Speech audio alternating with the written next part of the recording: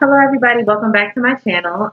If you looked at my previous video, then you saw my reveal of how I had vertical sleeve gastrectomy on April 10th, 2019, and we've kind of gone over that. And since then, just to sum it up for people who may not have watched my previous video, I had surgery April 10th, 2019. Since then, September 3rd, I've lost 82 pounds. So today I'm just going to share basically the decision what basically led me to make the decision to have VSG, and this is really irritating me. And just some like struggles with my weight, and also what I went through with my insurance. Not what I went through, but the process for it to be covered.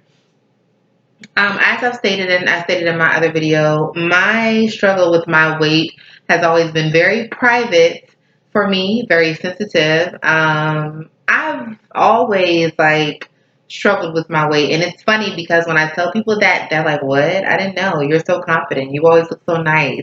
You know, you're so bubbly. You have such a great personality."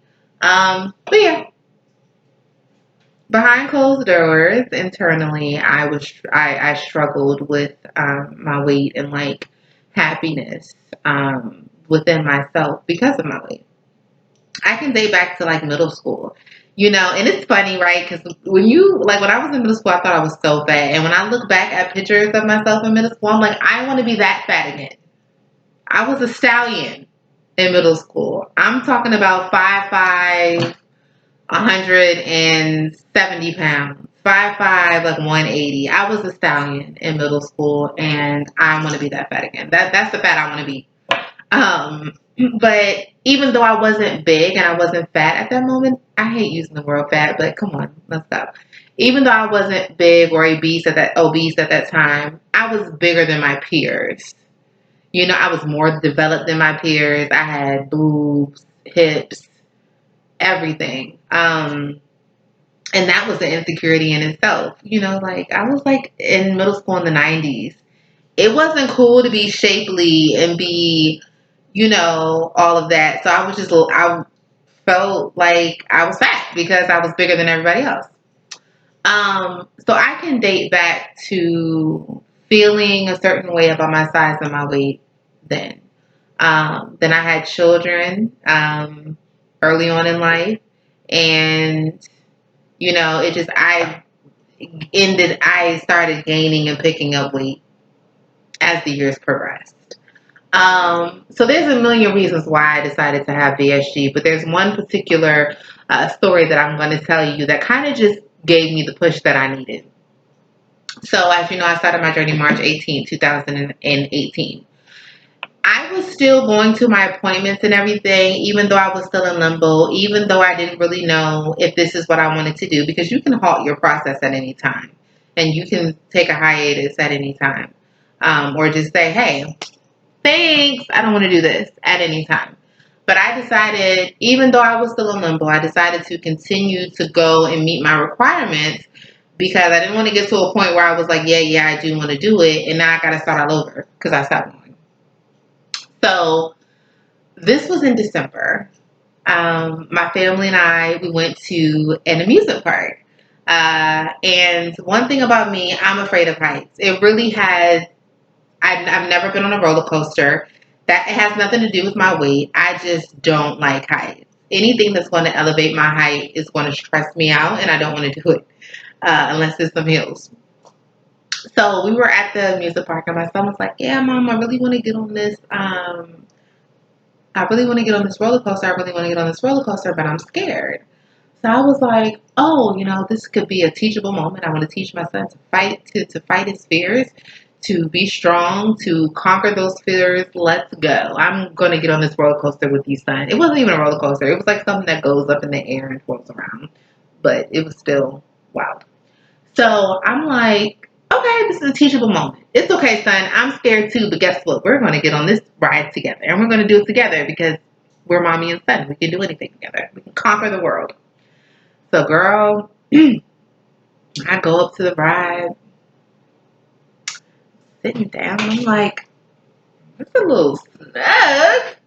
Trying to wiggle my hips and all that stuff into the the seat, and I was like barely in there, but I was like, whatever, I'm gonna make it work. Pulled the little thing, try to strap. The seatbelt's not going across me, and then I can't even put the thing down because everything else is in the way. My stomach, it just wouldn't fit. After I just kept trying and trying and trying, right? Because I don't wanna admit that I can't fit in this damn seat, you know?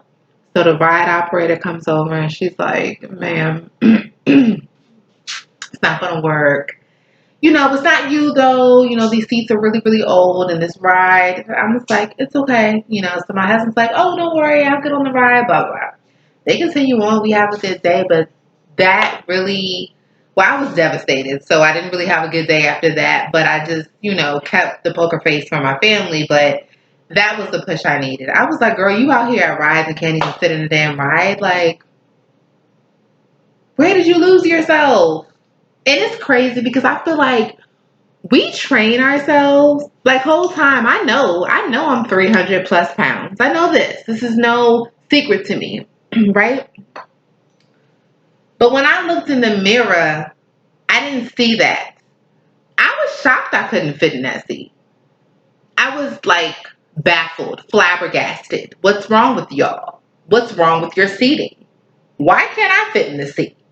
Like, I was flabbergasted, like, that I couldn't fit in it. And I say that to say I really feel like we train our minds to see ourselves how we want to be seen, which is actually amazing, to be real. But I never saw myself that way. Even now, when I look back at pictures of myself prior to having this surgery, I am shocked because I'm like, I didn't know that I looked like that. I didn't know that my face was so full. I didn't know that I had a double chin. Like, I didn't see that. That's a whole nother video. So anyway, that was the push that I needed to be like, okay, girl, yeah, you need to keep going to these classes and you need to go ahead and get this done. So with my insurance, let's get into that. I work for an insurance company. I'm a benefit specialist, so I know about benefits. So I already knew that bariatric surgery was going to be covered. All I needed was a referral from my doctor, which I had. My first appointment was with a nutritionist. They give you like a big old packet telling you basically this is everything you're going to have to do to be approved. Just because you're going through this process does not mean that we're going to approve you. And they make that clear. So you have to go to about 7 nutritionist appointments. For me in the state that I live in, DMV, DC, Maryland, Virginia. Don't worry about where, just in one of those. So I didn't have to lose any weight. My insurance is based out of Maryland. I did not have to lose any weight to be able to have the insurance, but to have the surgery, but I could not gain any. If I gained weight from my starting weight, I wouldn't be having the surgery. That would be an issue. So you have to go through all these things. I had to go to about 7 nutritionist appointments. I had to go to 2 info sessions where you meet your surgeon and you learn about the different bariatric surgeries. I had to do a bacteria test, like a stool test, to make sure that I'm not prone to ulcers, which I passed. I'm fine. I didn't have any bacteria or any issue like that. And even if you do, they'll give you an antibiotic to clear it up. That's really not going to halt your process. I didn't have diabetes, so I didn't have to do any of that stuff. But if you do, you're going to have to get like your ACG1 I'm so sorry. Those type of things. You have to work on like your sugar levels and everything and like show that you've been able to maintain a certain level for the 6-month time frame. I had my psych evaluation. My psych evaluation was very like surface. It wasn't like he was digging deep into my soul. He was really just asking me a few questions to make sure that I was competent enough to know that I was having the surgery, to know that my life and my eating habits were going to change drastically, and just to know that I'd be able to be successful. And that's basically what it was. And I passed that. The only part that I had an issue with was sleep apnea. Now, it was no surprised that I had sleep apnea because I was a snorer. I would snore to the point where my husband would wake me up and be like, "Are you breathing? Are you okay?" Like, he would be so worried because of how I snored. Sometimes it would just keep him up, and poor baby, he would never like leave the bedroom because he wouldn't want me to feel bad. Yeah. So I went to go I had a sleep study, and they were like, yes, you have sleep apnea, and you have to wear the CPAP machine.